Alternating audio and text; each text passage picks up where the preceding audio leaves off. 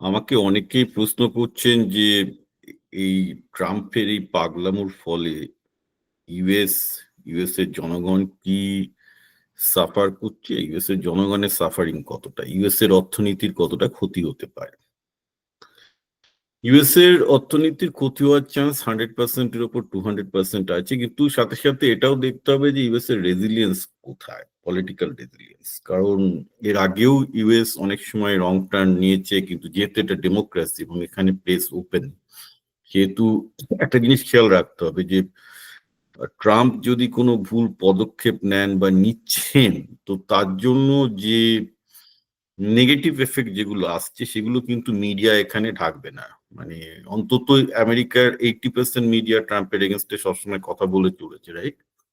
যেটা ইন্ডিয়াতে হয় না। ইন্ডিয়াতে আমি আবার বলেছিলাম, এখানে ইন্ডিয়ার কনস্টিটিউশনে বিশাল প্রবলেম আছে। Indian constitution allows the politician to be a mafia, কারণ তাদের হাতে পুলিশকে সমস্ত পুলিশ শক্তি দিয়ে দেওয়া হয়। ইউএসএ তে ক্ষমতার বিভাজন সাংঘাতিক, অর্থাৎ রাজ্যের হাতে কিছু ক্ষমতা আছে, কেন্দ্রের হাতে কিছু ক্ষমতা আছে, এবং সেটা কেন্দ্র কিছুটা ক্ষমতা ফলাতে পারে, সবটা নয়।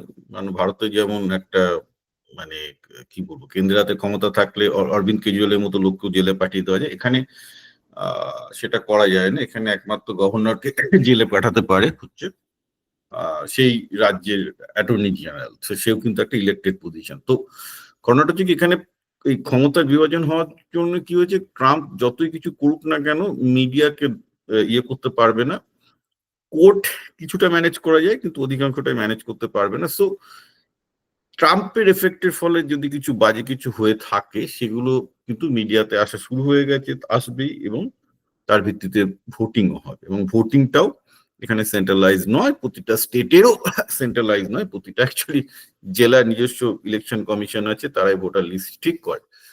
তো এতটাই ক্ষমতার বিকেন্দ্রীকরণ এখানে, যে এখানে কিন্তু বাজে কাজ করে পার পেয়ে যাওয়াটা একটু মুশকিল আছে। মানে এমন কিছু একটা প্রেসিডেন্ট করলো যার জন্য প্রেসিডেন্টের উপর নেগেটিভ এফেক্ট এলো, তারপরে কিন্তু সে পার পাবে না। এবার কাজের কথা আসি, যে ট্রাম্পের ট্যারিফ পাগলামোর ফলে আমরা সাফার করছি কিনা। Let me come down to the মুদ্দা।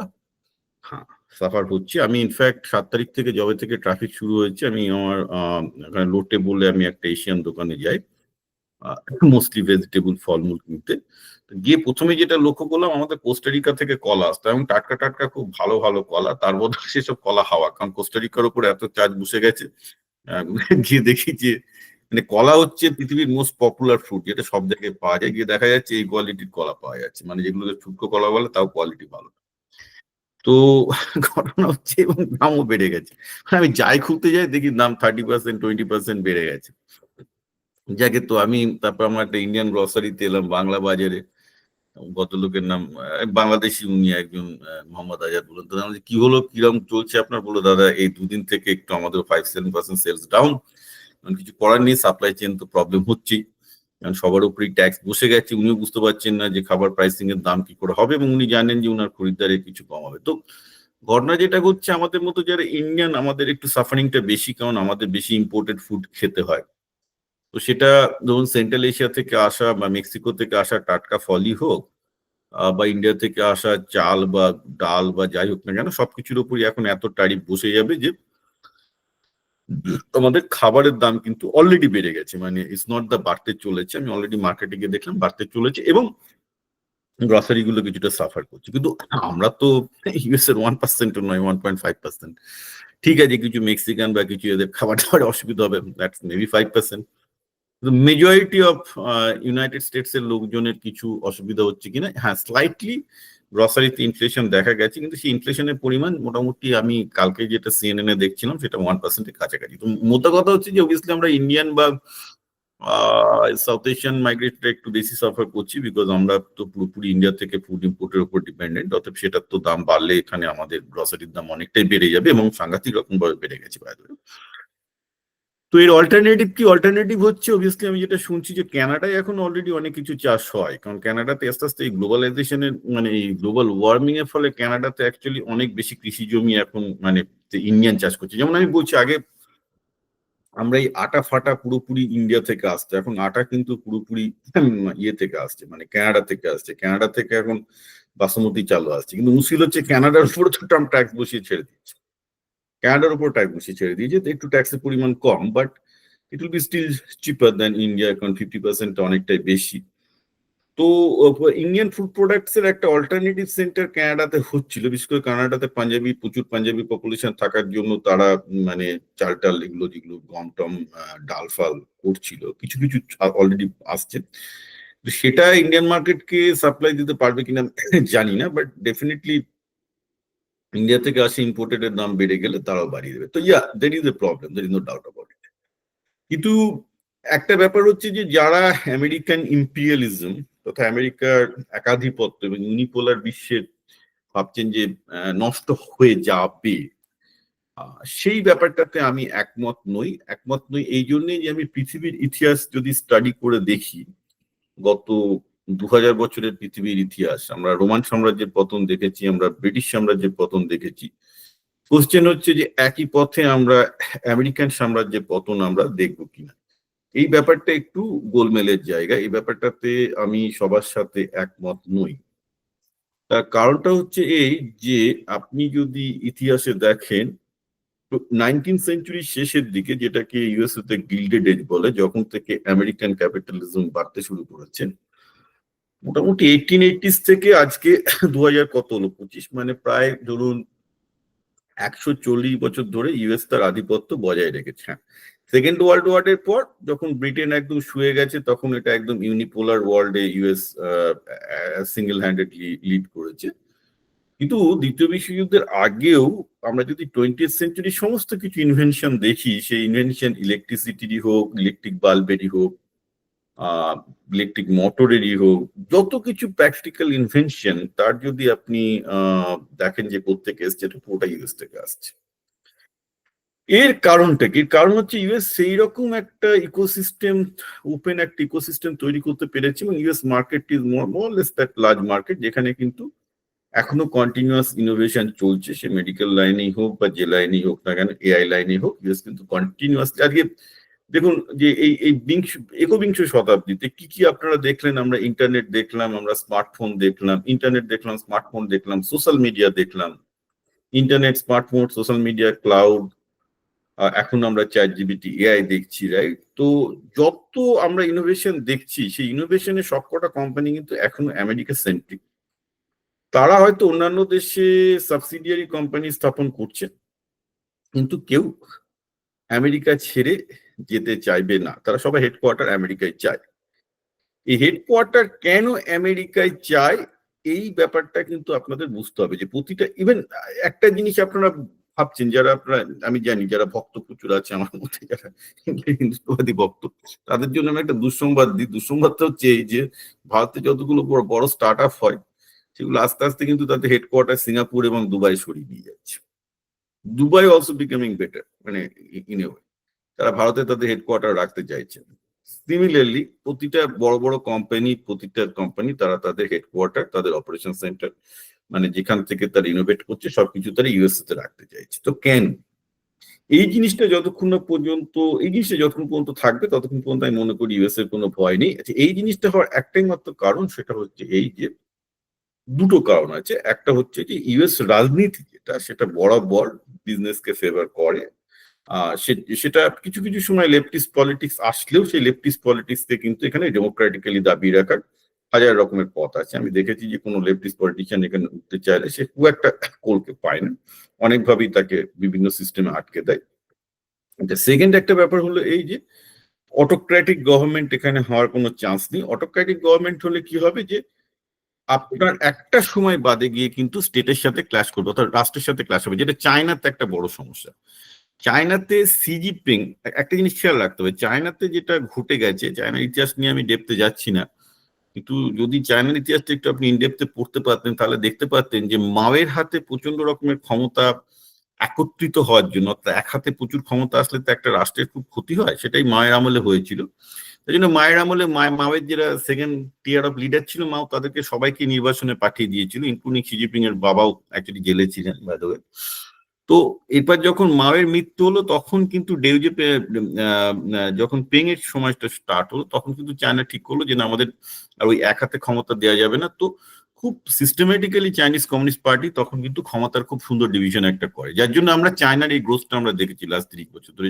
খুব সুন্দর ওদের একটা পলিটিক্যাল সিস্টেম তৈরি করেছিল, যেখানে গ্রোথ পসিবল ছিল, ক্যাপিটালিজম পসিবল ছিল। কিন্তু শি জিনপিং সেটাকে ধ্বংস করেছেন। প্রেজেন্ট যিনি চাইনিজ প্রেসিডেন্ট, তিনি আবার এক হাতে সমস্ত ক্ষমতা নিয়ে এসেছেন, এবং তার ফলটা হলো এই, গত 4-5 বছর ধরে যেটা হচ্ছে যে চায়নায় যারা যেসব বিজনেস গুলো বড় হচ্ছিল, $multi-billion বিজনেস হচ্ছিল, প্রতিটা বিজনেসকে চাইনিজ পলিটিক্যাল পার্টি অর্থাৎ সিসিসিপি, চাইনিজ কমিউনিস্ট পার্টি তার উপর আধিপত্য রেখেছে। অর্থাৎ প্রত্যেকটা বিলিয়নারকে বলা হয়েছে, ভাই তুমি বিলিয়নার হতে পারো, কিন্তু তুমি চাইনিজ বিলিয়নার, তুমি আমেরিকান বিলিয়নার নাও, তুমি অতটা স্বাধীন নও। এমনকি জ্যাকমার মতো খুব জনপ্রিয় চাইনিজ এন্টারপ্রেনারকেও তারা গৃহবন্দী করে দিচ্ছিল। তো অবভিয়াসলি $1 বিলিয়ন কামালেন, করে যদি আপনাকে তারপর গৃহবন্দী করে রাখা হয়, do like it? You won't. তাহলে এখন প্রশ্ন হচ্ছে এই যে ক্যাপিটালিজমের বিকাশ, অর্থাৎ মুদ্রা কথা হচ্ছে যে দেশটা ভালো হবে কি হবে না, সেটার একটা বড়ই হচ্ছে যে ক্যাপিটালিস্টরা সেই দেশে ফ্রিলি অপারেট করতে পারবে কিনা, তারা প্রোটেক্টেড ফিল করবে কিনা। এখন মুশকিল হচ্ছে ক্যাপিটালিস্টরা যাবে কোথায়। আমি তো বললাম ইন্ডিয়াতে সবাই দুবাই বা সিঙ্গাপুর পালাচ্ছে, কারণ ইন্ডিয়াতে একে তো ক্যাপিটাল গেইন ট্যাক্স হাই, তারপর ইডি, তারপর করাপশন, তারপর যেভাবে মানে পলিটিক্যাল পার্টি তোলাবাজি করে, লোকে ভাবে তৃণমূল তোলাবাজি করে, কিন্তু বিজেপি কিরকম তোলাবাজি করে সেগুলো নিয়ে আমি যাচ্ছি না। It is beyond most of people's imagination. Okay, যে সেই অপ্রিয় আলোচনায় আমি যাব না, কিন্তু এটা কংগ্রেসের আমলও ছিল। আমি শুধুমাত্র বিজেপিকে দোষ দেবো না, এটা ভারতের ঐতিহ্য আর কি পলিটিক্যাল। তো সমস্যা হচ্ছে ভারতে এরপরেও মোটামুটি কিন্তু ক্যাপিটালিস্ট ক্লাস একটা রিজনেবল ফ্রিডমে মোটামুটি অপারেট করতে পেরেছে, কিন্তু সেটাও তারা খুব একটা স্বস্তি পাচ্ছে না বলে তাদের দুবাই বা সিঙ্গাপুরে অনেককে উঠতি বিজনেসম্যান চলে যাচ্ছে, এবং তার সংখ্যাটা কম নয়, 2 লাখের কাছাকাছি বছরে, রাইট?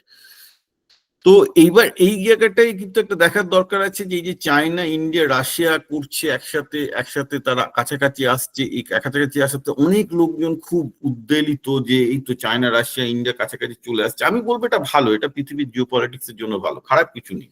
কিন্তু এইটা আসলে ভারতীয়দের যে খুব ভালো কিছু হবে এবং তাতে তারা আমেরিকাকে চ্যালেঞ্জ করতে পারবে, এই আশাটা আমি রাখি না। তার একটা বড় কারণ হচ্ছে যে রাশিয়াতে তো ক্যাপিটালিজম নেই, রাশিয়াতে যেটা হয়ে গেছে সেটা অলিগার্কি এবং মানে পুরোপুরি করাপ্ট একটা সিস্টেম। পুতিনের কিছু অনুগত ক্যাপিটালিস্ট, তারা সমস্ত অর্ডার পায়, তারা কাজকর্ম করে, তো ওখানে তো ফ্রি মার্কেট অপারেট করা খুবই মুশকিল। চায়নাতে যেটা বললাম যে দে জিনপিং যেটা করেছিলেন মায়ের মৃত্যুর পর, তাতে চায়না অত্যন্ত আমেরিকার কম্পিটিশন হয়ে উঠছিল। কিন্তু শি জিনপিং যেটা করলেন যে বেসিক্যালি তিনি যেটা করলেন যে তিনি এক হাতে পুরো ক্ষমতাটা নিয়ে নিলেন। আগে যেটা 5 জন বা 6 জন লিডারের মধ্যে খুব ভালোভাবে বিন্যস্ত করা ছিল এবং একটা মোটামুটি ডিবেট ডিসকাশন হতো চায়নাতে বিভিন্ন পলিসি ম্যাটারে, সেটাকে পুরো ধ্বংস করে দিয়ে শুধু একটা পার্টি লয়ালিস্ট সিস্টেম তৈরি করেছেন। তাতে আমিও চায়নার প্রতি খুব একটা আশাবাদী নই, কারণ ডিসিশন মেকিং প্রসেসটা তে সম্পূর্ণ 100% স্বৈরতন্ত্র চলে এলে কিন্তু মুশকিল হয়। আপনি যদি দেখেন যে কেন আজকে সৌদি আরব, কেন আজকে কাতার, কেন আজকে ইউএই ভালো রেজাল্ট করছে, এর কারণ হচ্ছে আপনি যদি এখানকার আমিরদের দেখেন যে তারাও কিন্তু ক্ষমতার ডিভিশন ব্যাপারটা বুঝেছে, তাদের নিজস্ব একটা সুরা আছে, সুরা বা কাউন্সিল আছে, এবং আমি জানি সেই কাউন্সিল অনেক মেম্বারকে আমি চিনি। সেখানে কিন্তু তারা ভীষণ এক্সপার্ট লোকেদের হাতে জিনিসগুলো ছেড়ে দিয়েছে, অর্থাৎ বিজনেসের ওপর পোদ্দারি ফলানোর চেষ্টা কিন্তু আমির নিজে ওখানে করেন না। তারা কতগুলো প্রফেশনাল লোককে দিয়ে কাজগুলোকে করাচ্ছেন, অর্থাৎ পুরো গভর্নমেন্ট একটা প্রফেশনালি ম্যানেজ করছে, যেটা চায়নাতেও হয়। চায়নাতেও যারা সেক্রেটারি তারা কিন্তু প্রফেশনাল লেভেলের লোক। ইউএসএ তো মোরালেস সিমিলার একই প্রিন্সিপালে হয়। কিন্তু ভারতে একটা সমস্যা হচ্ছে কি, ভারতের রাজনীতিবিদ যারা চালায় তাদের একটাই লক্ষ্য থাকে, লুটে নেওয়ার। কিছু হয়তো ভালো সৎ লোক থাকে, তাদের একটা এক্সেপশন, কিন্তু exception is not the rule. তো ব্যাপারটা যেটা দাঁড়াচ্ছে সেটা হচ্ছে এই যে আমি অতটা আশাবাদী নই। আমি দুটো দেশের সিস্টেম এবং ইতিহাস পড়ে এটুকুই বলছি যে যতক্ষণ না পর্যন্ত ভারতের সংবিধান রাইটিফাইড না হবে, রাইট, 3টে কন্ডিশন হওয়া দরকার আমেরিকার পতনের জন্য। যদি ভারত আমেরিকা এবং যদি ভারত রাশিয়া এবং চীন যদি ভারত রাশিয়া এবং চীন যদি পাশাপাশি আসেও, এবং তারা ইউএস এর কম্পিটিশন তখনই হতে পারবে যদি ভারত তার সংবিধানটাকে রাটিফাই করে পাওয়ারটাকে ঠিকঠাক ভাবে ডিস্ট্রিবিউট করতে পারে। অর্থাৎ এখন অধিকাংশ ক্ষমতা পলিটিশিয়ানদের হাতে দেওয়া হয়েছে, যেটা একদমই ঠিক নয়। এরকম চলতে থাকলে, এই এত দুর্নীতি চলতে থাকলে কিছুই সম্ভব নয়। সেকেন্ড একটা ব্যাপার হচ্ছে যে চায়নাতে যদি আবার শির পর যদি ওই রিফর্মটা হয়, যে চাইনিজ কমিউনিস্ট পার্টির ক্ষমতা থাকাটা খারাপ কিছু নয়, কিন্তু ক্ষমতা পার্টির যে এক হাতে ক্ষমতা না থেকে যদি ওরা ক্ষমতাটাকে যদি ডিস্ট্রিবিউট করতে পারে পলিট ব্যুরোর মধ্যে ঠিক করে, এবং রাশিয়াতে যদি পুতিনের পতন হয় এবং রাশিয়া যদি তাতে অলিয়ার্গিটাকে বা যেভাবেই হোক না কেন, যদি তারা মানে অলিয়ার্গি মানে যে খারাপ তা নয়, সাউথ কোরিয়া অলিয়ার্গি, জাপানও অলিয়ার্গি, তো বেসিক্যালি সেখানে একটা অলিয়ার্গিক সোসাইটিও খুব ভালো হতে পারে সেটা যদি তারা ঠিকঠাক ভাবে করতে পারে। তো তিনটে দেশেরই পলিটিক্যাল রিফর্মের কিছু প্রয়োজন আছে, তাছাড়া কিন্তু কম্পিটিশন হবে না। কারণ ক্যাপিটালিস্ট ক্লাস যারা অ্যাকচুয়ালি বা ইনোভেটর, যারা অ্যাকচুয়ালি সমাজটাকে এগিয়ে নিয়ে যাবে, তারা যদি সোসাইটিতে রিওয়ার্ডেড না হয়, তাহলে কিন্তু কেউ ইউএস এর সাথে কম্পিট করতে পারবে না। ইউএস এর সাথে কম্পিট করার একটাই কম্পিটিশন যে প্রতিটা দেশের ট্যালেন্ট উইল বি রিওয়ার্ডেড, প্রতিটা দেশের ট্যালেন্ট পুরস্কৃত হবে তাদের ভালো কাজের জন্য, রাইট? সেটা চায়নাতে হচ্ছিল বলে চায়না এতদিন বড় হচ্ছিল, কিন্তু হঠাৎ করে শি জিনপিং বলছেন যে না, তুমি হচ্ছে চায়নার জন্য, অতএব হবে না। রাশিয়াতে তো সেটা এখন সম্ভবই নয় পুতিনের জমানায়। ভারতে আমি বলবো মেরিটোক্রেসি কিছুটা হলেও ছিল, ছিল না তা নয়, কিন্তু সমস্যা যেটা দাঁড়িয়েছে সেটা হচ্ছে আমরা আবার দেখতে পাচ্ছি যে আবার জনগণ আস্তে আস্তে মানে রাষ্ট্র আস্তে আস্তে আবার সেই নেহরুর আমলে চলে যাচ্ছে, আবার ইডি থেকে শুরু করে সবাই বিজনেসের পেছনে লাগছে, যার জন্য বিজনেসম্যানরা সিঙ্গাপুর এবং দুবাই, আপনারা নিজেরা দেখুন যে সিঙ্গাপুর দুবাই কত বিজনেসম্যান প্রতি বছর ইন্ডিয়া থেকে চলে যাচ্ছে, ইনি ইন্ডিয়ান পার্লামেন্টে ঝড় উঠেছে বাইরে। এই সিচুয়েশনে আমি মনে করি না পার্সোনালি যে ইউএস এর পক্ষে এদেরকে ইউএস কে কম্পিটিশন দেওয়া সম্ভব বলে। এখনো সবাই ইউএসএ তে আসতে চাইছে। তো এটা পুরোপুরি আমি যেটা বললাম, everything is depending on political situation, যে কতটা ক্যাপিটালিস্ট ক্লাসকে সেই দেশের পলিটিক্স প্রোটেক্ট করছে। ইনফ্যাক্ট আমি এটা বলবো যে সৌদি আরব, কাতার বা UAE that enter GCC had a better potential, এদের বেটার পোটেনশিয়াল আছে আমেরিকার কম্পিটিশন হওয়ার, এবং এরা হচ্ছে। এরা তো আবার আমেরিকার অক্ষে, এরা তো আবার আমেরিকার প্রোটেকশনে বড় হচ্ছে, রাইট? কিন্তু I am not hopeful about this India, Russian, China, কারণ প্রতিটা জায়গাতেই পলিটিক্যাল রিফর্মের দরকার আছে। ট্যালেন্ট তো অবভিয়াসলি সবই ইন্ডিয়া, চায়না, রাশিয়ার ট্যালেন্ট অনেক বেশি। ইনফ্যাক্ট রাশিয়ান ট্যালেন্টের তো কোনো তুলনাই হয় না, পৃথিবীর সর্বকালের সেরা সাহিত্যিক, বিজ্ঞানী সবই একসময় রাশিয়ান ছিল, চাইনিজরাও এখন টপার, ভারতেরও ট্যালেন্টের অভাব নেই। তো তিনটে মোস্ট ট্যালেন্টেড দেশ একসাথে হয়ে কেন আমেরিকাকে হারাতে পারবে না? নিশ্চয়ই পারবে, কিন্তু মুশকিল হচ্ছে যে যদি সেই ট্যালেন্টকে তারা গুরুত্ব দিতে পারে এবং কিরম পলিটিক্যাল সিস্টেম গড়ে উঠতে পারে, যেটা মেরিটোক্রেসি। কিন্তু মেরিটোক্রেসি তিনটে দেশের মধ্যে চায়নাতে ছিল, বাইরে ইন্ডিয়াতে কিছুটা ছিল, কিন্তু আস্তে আস্তে সবই ধ্বংস হয়ে যাচ্ছে। সেই সেই সেই অবস্থাটা থাকলে কিন্তু হবে না। সুতরাং একটা আপনাদের ভেবে দেখার ব্যাপার আছে।